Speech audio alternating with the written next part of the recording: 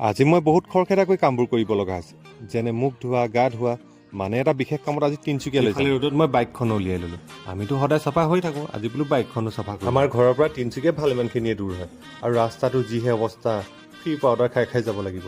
তাত গৈ চাগে মই নিজকে চিনি নাপাম, বগা ধুনীয়াটো হৈ পৰিম। দূৰলৈ যামেই যেতিয়া বাইকখনকো এটা এনাৰ্জি ড্ৰিংক খুৱাই ল'ব লাগিব।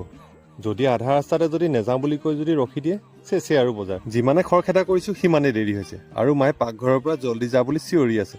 ময়ো সেই 2G স্পীডত ৰেডি হৈ ল'লোঁ। আহি থাকোঁতে আধা ৰাস্তাতে বাইকখনৰ ইঞ্জিন অইল চেঞ্জ কৰিলোঁ। ইয়াতে বহুত দেৰি হৈ গ'ল।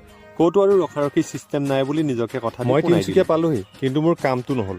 মানে মেচিন এটা চাব আহিছিলোঁ, সেই মেচিনটোৱে নাই, আৰু কেইদিনমানৰ পাছতহে পোৱা যাব।